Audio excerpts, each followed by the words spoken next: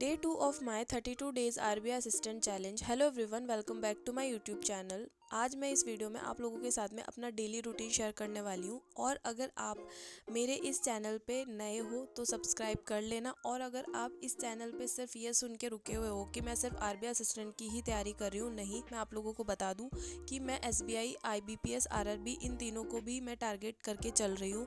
और अभी फ़िलहाल अपना आगे आने वाला एग्ज़ाम RBI असिस्टेंट है, तो इसलिए मैं अभी उसको टारगेट करते हुए ये मैं सीरीज़ लेके आई हूँ। अगर आप लोगों को ये पसंद आएगी तो मैं आगे आने वाले एग्ज़ाम्स में भी ये डेज़ वाली सीरीज़ लेके आऊँगी। इस वाले वीडियोस के अंदर मैंने RBI असिस्टेंट का मॉक लगाया है, और ये जो मॉक है ये मेरा 25 मॉक की एक सीरीज़ चल रही थी, उसी के इंक्लूड मॉक है। लाइक मैंने 4 मॉक जो है ऑलरेडी मैं उस वाली सीरीज़ के अंदर दे चुकी थी, और अब जो आज वाला जो मैंने मॉक लगाया है वो मॉक नंबर 5 है।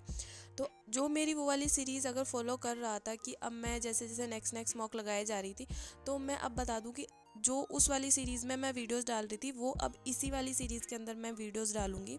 तो अब जो नेक्स्ट मॉक मैं लगाऊंगी गाइडली का, वो मॉक नंबर 6 होगा RBI असिस्टेंट का। तो आप भी अगर मेरे साथ में अपने मॉक लगाना चाहते हो तो आप लगा सकते हो, और अपने जो मार्क्स हैं वो कमेंट सेक्शन में शेयर कर सकते हो।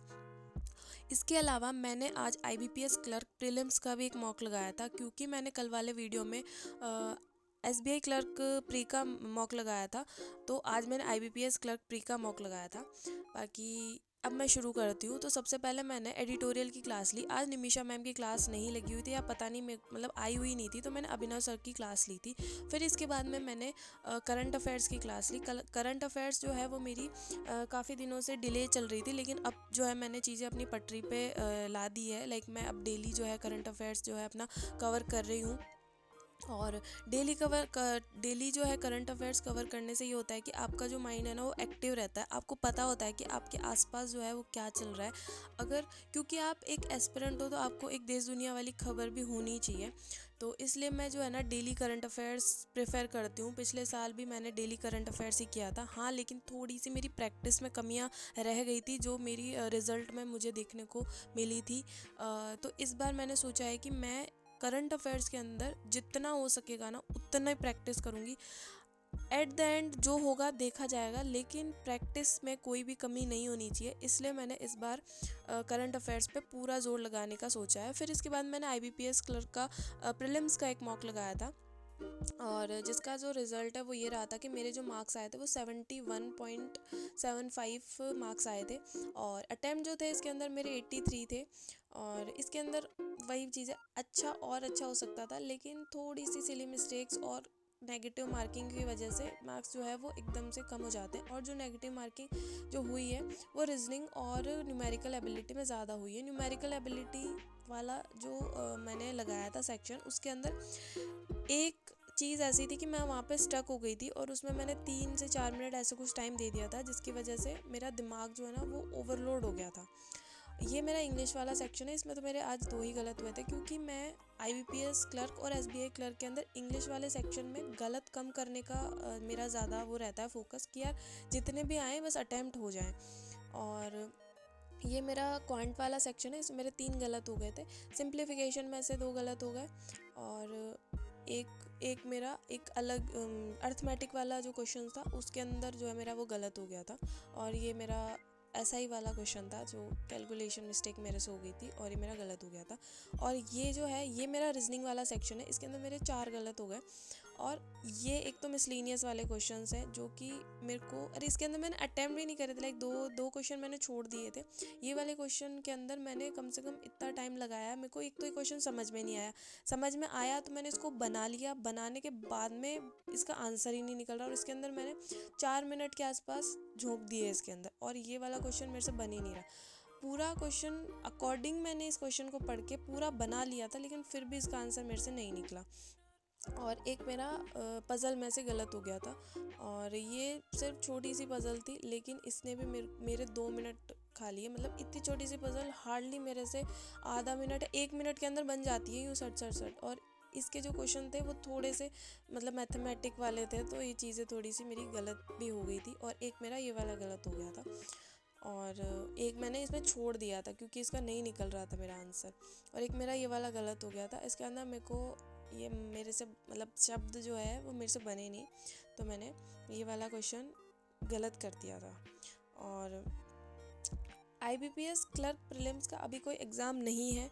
आप लोगों को लगता होगा कि जो एग्ज़ाम नहीं है वो क्यों तैयारी करनी, क्यों उसकी तैयारी करनी। देखो सीधी सी बात है, IBPS क्लर्क और RBI असिस्टेंट, IBPS क्लर्क तो RBI असिस्टेंट से ऊपर ही है ना। अगर मैं IBPS क्लर्क प्रीलिम्स का भी मॉक लगा रही हूँ तो उसके साथ में मेरी RBI असिस्टेंट की भी तैयारी हो रही है। RBI असिस्टेंट का मैं हार्डली एक मॉक लगा लेती हूँ, लेकिन IBPS क्लर्क से मेरी 2 मॉक काउंट हो जाते हैं उसमें कि हाँ ठीक है वही 2 मॉक तो लगा ली, क्योंकि IBPS क्लर्क तो ऑलरेडी ही उससे ऊपर है।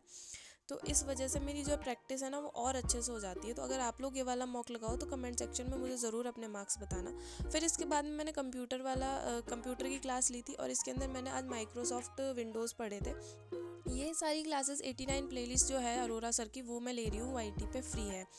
और ये सीरीज़ मैं ऑलरेडी पहले भी ले चुकी थी, मतलब मेरे को पहले मैंने नोट्स वगैरह भी बनाए थे, लेकिन थोड़ा सा मतलब माइंड जो है ना वो एकदम अच्छे तरीके से नहीं मैंने फोकस करके पढ़ी थी चीज़ें। इस वजह से जब मैं एग्ज़ाम देने गई तो मुझे वो चीज़ें इर्रिलेवेंट लगी। लाइक मेरे को ऐसा लगा कि यार ये तो पढ़ा हुआ ही नहीं है, ये चीज़ें तो मैंने जहाँ पर ये तो आउट ऑफ सिलेबस आ गई, ये तो चीज़ें ही नहीं। लेकिन वो सिलेबस के अंदर से ही आई थी चीज़ें, क्योंकि बच्चों ने अच्छा खासा स्कोर किया है, इसका मतलब उन्होंने पढ़ाई करी है। तो वही चीज़ मुझे रियलाइज़ हुई थी कि अगर आप कोई चीज़ पढ़ रहे हो तो कम से कम उसको फोकस करके पढ़ो, और ये मैं बिगनर्स को भी बोल रही हूँ। फिर इसके बाद में मैंने RBI असिस्टेंट का मॉक लगाया था, जो मैं आपको बता रही थी कि मैंने जो मॉक नंबर 5 जो मैंने लगाया था, इसके अंदर जो मेरे मार्क्स बने वो 87 के मार्क्स बने। 97 जो है मेरे अटैम्प्ट्स थे, 8 मेरे गलत हो गए थे। इंग्लिश के अंदर मेरे 5 गलत हो गए, न्यूमेरिकल में मेरे 3 गलत हो गए थे, और रीजनिंग के अंदर तो मेरी एक्यूरेसी 100% थी। तो इस वजह से जो मेरा ओवरऑल जो मार्क्स बने वो मेरे 87 के मार्क्स बने। और ये मेरा इंग्लिश वाला सेक्शन है। इंग्लिश में ये जो 2 गलत हुए ना वो तो चलो ठीक है हो गए, लेकिन जो बाकी के जो 3 लगातार गलत हुए ना, ये वाला मेरे को ऐसा लग रहा है मेरा ये वाला जो पॉइंट है ना ये वीक है। लाइक मतलब ये गलत तो होते ही होते हैं ये वाले क्वेश्चंस। मैं कितना भी ट्राई कर लूँ, कितना भी लॉजिक लगा लूँ, लेकिन इसके अंदर मेरा गलत होता ही होता है। तो मेरे को लग रहा है मेरे को इसमें थोड़ी सी प्रैक्टिस जो है ज़्यादा करनी पड़ेगी, क्योंकि ऐसे क्वेश्चन कॉलम बेस्ड क्वेश्चन जो है वो आते हैं एग्ज़ाम के अंदर। और ये मेरा क्वांट वाला है, क्वांट के अंदर मेरे 3 गलत हो गए थे। वही सेम सिंप्लीफिकेशन में से गलत हो गया था एक क्वेश्चन तो, और एक क्वेश्चन मेरा अर्थमेटिक में से गलत हो गया था। और अर्थमेटिक वाले क्वेश्चन में मैंने ये क्वेश्चन अटैम्प्ट करे भी थे, लेकिन जो आंसर है वो कुछ अलग ही निकल के आ रहा था मेरा वाला। और ये मेरा रीजनिंग का है, रीजनिंग के अंदर तो ओवरऑल सब कुछ सही था। तो ये मेरा RBI असिस्टेंट का था। आप लगाओ मॉक तो कमेंट सेक्शन में मुझे ज़रूर अपने मार्क्स बताना। और फिर इसके बाद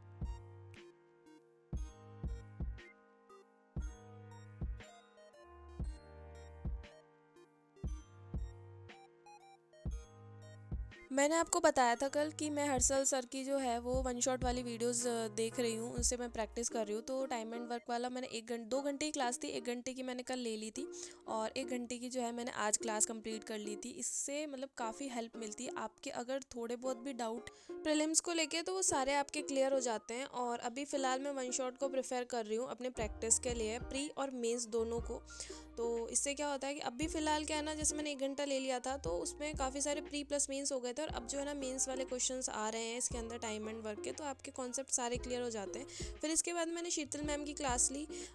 डेली करंट अफेयर्स तो मैं कर ही रही हूँ, लेकिन रिवीजन बहुत ज़रूरी है, और शीतल मैम से बढ़िया रिवीजन कोई भी नहीं करवाता है। लाइक मेरे को ऐसे दिमाग में छप जाती है चीज़ें शीतल मैम की, तो इसलिए मैं रिवीजन जो है वो शीतल मैम वाली क्लासेस से कर लेती हूँ। बाकी मैं क्विज़ वगैरह लगा लेती हूँ। तो ये मेरा पूरा ओवर डे था, और इसमें से जितने भी मैंने मॉक लगाए हैं, और वो अगर आप मॉक लगाओ तो कमेंट सेक्शन में मुझे अपने मार्क्स ज़रूर बता देना। मार्क्स बताने से मेरे को भी मेरा लेवल पता चलता है, आप भी मेरे मार्क्स से कंपैरिजन कर पाते हो, और आपके कमेंट्स देख के और बच्चे भी इंस्पायर होते हैं और वो भी ऐसे कमेंट करते हैं। तो मिलते हैं नेक्स्ट वीडियो में, तब तक के लिए बाय।